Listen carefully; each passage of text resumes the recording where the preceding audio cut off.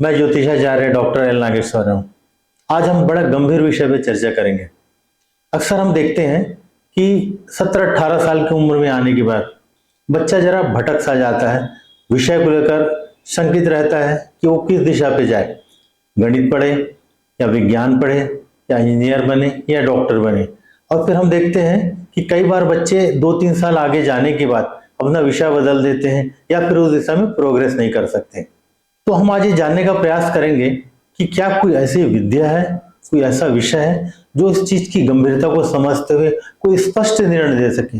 और बिल्कुल इस बात की मैं गारंटी देता हूं कि पिछले 30 वर्ष से हमने ज्योतिष शास्त्र पे जो कार्य किया, अब बिल्कुल ज्योतिष शास्त्र के माध्यम से, ज्योतिष एक ऐसा शास्त्र है जिसके माध्यम से आप बिल्कुल क्लियर पता कर सकते हो। हमने ऐसे अपने अनुभव में पाया कि 100 में 70-80% मामला तो बिल्कुल क्लियर रहता है, 10 से 20% मामले में ही थोड़ा सा व्यक्ति लड़खड़ाता है या ज्योतिष के आधार पर थोड़ा सा प्रेडिक्ट करना मुश्किल होता है। लेकिन 70 से 80% मामले में ज्योतिष शास्त्र का उपयोग करके अगर किसी बच्चे की जन्म कुंडलियां बनाते हो और अगर उसमें इस विषय को ध्यान दिया जाए, विशेष रूप से 15 से 20 साल के बीच में, क्योंकि यही वो समय रहता है जब कोई व्यक्ति या कोई बच्चा किसी विषय का चयन करता है कि उसको जीवन में किस दिशा में जाना है। क्योंकि जो विषय हम चयन करेंगे वही आगे जाकर हमारे लिए, हमारे भविष्य के दिशा का निर्धारक बनेगा, हमारे रोजगार का कारक बनेगा। तो हमें यहाँ 2 चीजों को ध्यान रखना होता है। क्या जिस विषय में पढ़ाई कर रहे हैं उस दिशा में हम कार्य करेंगे या नहीं करेंगे। सपोज करो हम ये देखते हैं कि क्या कोई बच्चा डॉक्टर बनेगा या नहीं बनेगा, तो पहला तो अगर उसकी कुंडली में मेडिकल का योग होगा तभी वो बन पाएगा। दूसरा, अगर वो कार्य क्षेत्र मेडिकल में कर रहे हैं नहीं, तो दोनों को अगर हम देखेंगे, कार्य क्षेत्र को देखेंगे और शिक्षा के क्षेत्र को देखेंगे, तो हमें एक स्पष्ट दिशा संकेत मिलता है कि वो बच्चा किस दिशा में पढ़ाई करेगा। अब हम विषय की ओर आते हैं। पहले देखते हैं कि क्या ग्रह नक्षत्र के माध्यम से ये जाना जा सकता है कि व्यक्ति किस दिशा में पढ़ाई करेगा। तो बिल्कुल जाना जा सकता है। अब हम सबसे पहले चलते हैं इंजीनियरिंग विषय की ओर में। अगर कोई बच्चा इंजीनियरिंग विषय में पढ़ाई करना चाहता है तो इंजीनियरिंग के कारक क्या है। इंजीनियरिंग में हम देखते हैं कि सबसे ज्यादा उपयोग क्या होता है, मशीनरी में लोहे का प्रयोग होता है और उसमें क्या लगता है, ताकत लगता है। तो ऐसे स्थिति में शनि और मंगल का प्रभाव अगर है आपकी कुंडली में और उसका संबंध शिक्षा के लिए मूल रूप से 3 घर को माना गया है, पंचम भाव, चतुर्थ भाव और नवम भाव। अगर ये 3 भाव आपके अच्छे हैं और इनका संबंध कहीं ना कहीं शनि और मंगल से हुआ, ऐसी स्थिति में आप देखेंगे कि बच्चा इंजीनियरिंग विषय पे जाएगा और साथ ही मैकेनिकल से संबंधित शिक्षा प्राप्त करेगा।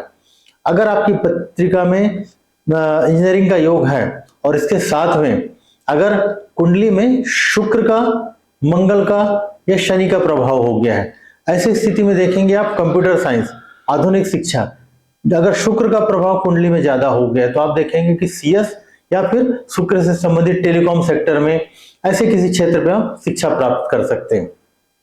अगर आपकी कुंडली में मंगल का प्रभाव बहुत ज्यादा है तो ऐसी स्थिति में क्या होता है कि चतुर्थ भाव, पंचम भाव और नवम भाव ये मंगल से प्रभावित है। तो मंगल काहे का कारक है, भूमि का कारक है। पत्रिका में चौथा घर भी अगर आपका मजबूत है तो ऐसी स्थिति में तो योग और ही अच्छा बन जाता है। ऐसी स्थिति में हम देखते हैं कि वो बच्चा पढ़ाई करके आगे जाकर सिविल इंजीनियर बनता है। और इसके साथ ही अब देखेंगे, हमने देख लिया कि विषय में मैकेनिकल को देख लिया, इलेक्ट्रॉनिक्स को देख लिया, सिविल को देख लिया। चौथा विषय जो आता है इंजीनियरिंग क्षेत्र पे, वो अगर हम देखेंगे कि माइनिंग भी एक क्षेत्र है इंजीनियरिंग का। तो माइनिंग हम कहाँ से देखते हैं, अगर आपकी कुंडली में अगर अष्टम भाव चूंकि जमीन के नीचे का खदान का है, अगर वहां का संबंध शनि से हो गया, क्योंकि शनि को माइनिंग का कारक कहा गया है, राहु को भी माइनिंग का कारक कहा गया है। ऐसी स्थिति में इन घरों का संबंध अगर शनि और राहु से हो जाता है तो ऐसी स्थिति में व्यक्ति माइनिंग से संबंधित क्षेत्र में इंजीनियरिंग का कार्य करता है या पढ़ाई करता है। पत्रिका में अगर राहु का प्रभाव काफी ज्यादा हो गया तो राहु केमिकल का कारक है, तो ऐसी स्थिति में केमिकल इंजीनियरिंग में भी पढ़ाई कर सकता है। इस प्रकार से हमने देखा कि हम खाली सिर्फ इंजीनियरिंग विषय को लेकर चले तो ज्योतिष शास्त्र के माध्यम से आप बिल्कुल बाइफरकेट कर सकते हैं, क्लियर कर सकते हैं कि आपका बच्चा किस दिशा में शिक्षा प्राप्त करेगा। यहाँ पर अगर शिक्षा और कार्य क्षेत्र अगर दोनों एक ही प्रकार के ग्रहों से संबंधित हैं तो क्या होता है कि बच्चा शिक्षा वही पाता है और उसी दिशा में कार्य करता है। लेकिन अगर शिक्षा और कार्य क्षेत्र थोड़ा अलग है, शिक्षा तो पा लेगा लेकिन कार्य किसी दूसरे जगह में होता है। अब हम समझते हैं कि मेडिकल के संबंधित, अगर मेडिकल से संबंधित अगर आपको शिक्षा प्राप्त करना है तो आपकी पत्रिका में ग्रहों की क्या स्थिति होगी। देखिए, मेडिकल का जहां तक संबंध है तो मेडिकल में 2 ग्रह बहुत ज्यादा कारगर है, एक तो है मंगल, जहां पर हम सर्जरी को देखते हैं, क्योंकि मेडिकल आधुनिक चिकित्सा में मंगल का बहुत बड़ा रोल है, जहां हम सर्जरी को देखते हैं। दूसरा गुरु। गुरु क्या है? एक हीलर है। हीलर मतलब किसी को ठीक करना। तो हम किसको ठीक करते हैं? हम रोग को ठीक करते हैं। तो क्या होता है कि अगर आपकी कुंडली में रोग का घर कौन सा है? छठवां घर। 12वां घर है हॉस्पिटल का घर। तो किसी की कुंडली में छठवां 12वां घर का संबंध कहीं ना कहीं अगर कार्य क्षेत्र से हो जाए तो आप शिक्षा मेडिकल का पाएंगे और उसी क्षेत्र पर कार्य करेंगे। लेकिन अगर आपने शिक्षा पाया और आपका कार्य क्षेत्र 10वां भाव किसी और भाव को दिखा रहा है, ऐसी स्थिति में शिक्षा तो आप मेडिकल का पाएंगे, लेकिन आपका कार्य क्षेत्र अलग हो सकता है। अब हम मेडिकल को भी और अंदर तक जाकर देखते हैं ज्योतिष शास्त्र के माध्यम से। ज्योतिष शास्त्र इतनी गहराई तक आपको बता सकता है कि आप इस बारे में सोच नहीं सकते। अगर आपकी पत्रिका में गुरु का और मंगल का प्रभाव है तो आप ऐसे स्थिति में आप एमबीबीएस की शिक्षा प्राप्त करते हैं। इसमें भी और अंदर तक जागते हैं। अगर आपकी कुंडली में मेडिकल का योग तो है, लेकिन इसके साथ में अगर पत्रिका में मंगल का प्रभाव ज्यादा है, 12वां घर, छठवां घर या शिक्षा का घर मंगल से प्रभावित है और मेडिकल का योग है, तो मंगल काहे का कारक है? मंगल सर्जरी का कारक है। तो देखेंगे कि ऐसी स्थिति में जो भी बच्चा है वो बहुत ही अच्छा सर्जन बनता है। इसके विपरीत अगर पत्रिका में मंगल कमजोर है तो ऐसी स्थिति में क्या होता है कि कहीं ना कहीं बच्चा डॉक्टर तो बन जाता है, लेकिन उसकी सर्जरी कमजोर रहती है। हमने अपने 30 साल के प्रैक्टिस में हजारों डॉक्टर्स के साथ हमने काम किया और हमने देखा कि 100% मैं कह सकता हूँ कि 80 से 90%, 95% बिल्कुल सही निकलता है। हमारे एक कुछ केस में हमने देखा कि कुछ डॉक्टरों को जो सर्जरी में उनकी हाथ कांपती थी या सर्जरी में वो हटते थे उसको करने के लिए, ऐसी स्थिति में जब हम उनके कुंडली में देखा तो मंगल हमने कमजोर पाया। अब हम देखते हैं कि कुंडली में कैसे जान सकते हैं कि कोई ऑर्थोपेडिक होगा, कोई अस्थि रोग विशेषज्ञ होगा। अस्थि के लिए हम देखते हैं पत्रिका में शनि बहुत कारक ग्रह है, तो पत्रिका में शनि और सूर्य का अगर प्रभाव है तो ऐसे स्थिति में डॉक्टर एमबीबीएस तो करता है, लेकिन एमडी में क्या करेगा? वो ऑर्थोपेडिक ले लेगा, है ना। तो कहीं ना कहीं अस्थि रोग विशेषज्ञ बन जाएगा। इसी प्रकार से अगर पत्रिका में मेडिकल का योग है और पत्रिका में स्किन का कारक है बुध, मरकरी, बुध अगर प्रभावित है पत्रिका में तो आप डर्मेटोलॉजिस्ट बनते हैं। तो बहुत क्लियर है, हमने बहुत सारे डर्मेटोलॉजिस्ट को देखा जिनके पत्रिका में बुध, अगर पत्रिका प्रभावित है बुध का कहीं ना कहीं इन भावों से संबंध बन रहा है, आप डर्मा में जा सकते हैं। तो इसी प्रकार से अगर आपकी पत्रिका में गुरु मंगल का प्रभाव है लेकिन गुरु का प्रभाव ज्यादा हो गया, तब क्या होता है कि आप एमएस करते हैं, मतलब मास्टर इसमें एमडी करते हैं, मेडिसिन में करते हैं। मेडिसिन में आपको किसी प्रकार की, बेसिकली आप डॉक्टर तो हैं लेकिन आप क्या करते हैं? मेडिसिन पे काम करते हैं। मेडिसिन क्या करता है? तो पत्रिका में गुरु मेडिसिन का कार्य करता है। तो इस प्रकार से हमने देखा कि ग्रह नक्षत्रों के आधार पर हमने मेडिकल के कई विषयों को देख लिया इसमें कि अलग अलग प्रकार से जब ग्रहों का प्रभाव रहेगा तो मेडिकल में भी आपको अलग अलग दिशा दिखा सकता है। अब हम चलते हैं कॉमर्स की तरफ। तो कॉमर्स का कारक क्या? बुध ग्रह है। अगर आपकी कुंडली में आपका लग्न मिथुन या कन्या से प्रभावित है और पत्रिका में चौथा, पांचवा और 9वां भाव बुध से प्रभावित है, तो ऐसी स्थिति में क्या होगा? आप कॉमर्स की शिक्षा पाएंगे और कॉमर्स से संबंधित विषय में पढ़ाई करेंगे और आप एमबीए करेंगे या बीसीए करेंगे और इसी दिशा में आप आगे बढ़ जाएंगे। इसके साथ ही अगर हम देखते हैं कि कॉमर्स से जुड़ा हुआ एक और विषय है वो सीए, उसमें भी अगर सीए क्या करता है, वो कॉमर्स में रहते हुए कहीं ना कहीं वो थोड़ा लॉ से भी जुड़ा रहता है। तो अगर आपकी पत्रिका में बुध के साथ अगर शनि और गुरु का प्रभाव आ गया तो ऐसी स्थिति में आप देखते हैं कि बहुत अच्छे आप सीए का भी कार्य कर सकते हैं। हमने देख लिया, सीए को भी देख लिया कि कैसे ग्रह नक्षत्रों के आधार पर हम पहचाने कि कैसे सीए की दिशा में आप शिक्षा प्राप्त कर सकते हैं। अब आगे हम जैसा देखते हैं कि इसके इतर और विषय में देखते हैं कि बहुत सारी जगह पे हम देखते हैं कि बच्चे आर्ट्स से संबंधित शिक्षा प्राप्त करते हैं। ऐसे पत्रिका में जब योग आपका सामान्य योग रहेगा जिसमें ना इंजीनियरिंग का योग है, ना मेडिकल का योग है, ना कॉमर्स का योग है, ऐसी स्थिति में फिर आप आर्ट्स जैसे विषय पे शिक्षा प्राप्त कर सकते हैं। और हम एक चीज और देखते हैं, इसके साथ बहुत सारे बच्चों को देखते हैं कि लॉ जैसे विषय में भी वो शिक्षा प्राप्त करते हैं।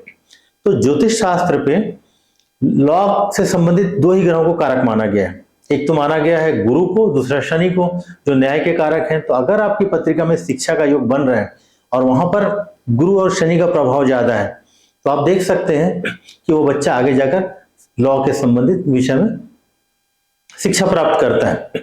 इसी को अगर हम कार्य से संबंधित जोड़ कर देखें तो अगर इसमें सूर्य का प्रभाव ज्यादा रहेगा तो बच्चा क्या करेगा? लॉ की पढ़ाई करेगा, अगर सिविल सर्विस में चल देगा जज बन जाएगा। लेकिन अगर यहाँ सूर्य कमजोर है कर्म स्थान कमजोर है तो क्या करेगा, दूसरा घर आपका कारक है, वाणी का कारक है। ऐसी स्थिति में आप क्या करते हैं, लॉयर बन जाते हैं। तो हमने देखा कि किस प्रकार से ग्रह नक्षत्रों के आधार पर अगर हम सही ढंग से इसका अध्ययन करें तो कोई भी बच्चा, खासकर मैं अभिभावकों को कहना चाहूंगा, पेरेंट्स को कहना चाहूंगा, और हमने कई बार गाइड भी किया है, तो ज्योतिष शास्त्र का सहारा लेकर जब आप इतने पैसे खर्च करते हैं, नई जगह पे कोचिंग के लिए बच्चों को भेजते हैं, तो उस विषय में अगर किसी अच्छे ज्योतिषाचार्य से, जिसको इस संबंध में विशेष रूप से ज्ञान होगा, पत्रिका का विश्लेषण करा लें तो आपको एक और नई दिशा मिल जाती है। कई बार हमने देखा बच्चा 3-3, 5-5 साल तक मेडिकल की पढ़ाई कर रहा है और आगे जाकर वो बीच में पढ़ाई नहीं कर पाता, पढ़ाई छोड़ देता है, अभी डेंटिस्ट में आ जाता है ना। तो इसमें डेंटिस्ट भी कुंडली में दिखाई देता है। आपकी पत्रिका अगर पैरामेडिकल का योग है, डॉक्टर का योग है, लेकिन योग कमजोर है, पत्रिका में दूसरा घर अगर स्ट्रांग है, तो ऐसी स्थिति में क्या होता है कि मेडिकल में बच्चे एमबीबीएस ना कर पैरामेडिकल में, मतलब नर्सिंग में जा सकते हैं। आप यहां तक देख सकते हो कि नर्सिंग में जाएगा, फार्मा में जाएगा, सब कुछ आप देख सकते हो। तो अगर आप किसी अच्छे ज्योतिषाचार्य के माध्यम से उनकी कुंडली का अध्ययन एक तो कम उम्र में कराई ताकि उसको दिशा दे सके। अगर आपने कम उम्र में नहीं कराया तो जब बच्चा 10वीं के आसपास पहुंचता है, क्योंकि 10वीं और 12वीं में आपको विषय का चयन करना पड़ता है, उस समय आपने किसी अच्छे आचार्य जी के साथ, किसी काउंसलर के साथ साथ अगर ज्योतिष शास्त्र का भी सहारा ले तो आप देखेंगे कि आपका जो दिशा है, आपके बच्चे की जो दिशा है, भविष्य में जो उसको बनना है, काफी कारगर रहेगा। कई बार लोग ऐसा कहते हैं कि क्या अगर हम उसको कुंडली दिखा के करेंगे तो कहीं भटक ना जाए। बिल्कुल ऐसा नहीं होता। अगर आप सही दिशा में, सही ज्योतिषाचार्य के पास जाएं, सही शास्त्र का सहारा, तो इसमें फायदा क्या होता है कि जो हमने महसूस किया कि कई बार आप देखेंगे कि बच्चा एक समय तक जाकर विषय बदलता है या बार बार विषय बदलता है। कुछ दिशा में इंजीनियरिंग पढ़ा, फिर बीच में छोड़ के कोई और विषय ले लिया, तो आप इससे भटकने से बच जाएंगे, आपका काफी समय बच जाएगा। और समय बच जाएगा और आप सही दिशा में पढ़ाई करेंगे तो आप देखेंगे कि आपकी उन्नति काफी ज्यादा रहेगी। आप अगर 17-18 साल में जान गए कि आपको इंजीनियर बनना है, डॉक्टर बनना है, इंडिया में रहना, फॉरेन में रहना, आगे जाकर हम अन्य विषय पे कुंडली पे अलग अपने वीडियो में चर्चा करेंगे। क्या विदेश में जाकर पढ़ाई करेंगे, विदेश में नौकरी का विषय पे भी हम चर्चा करेंगे, आने वाले वीडियो में चर्चा करेंगे।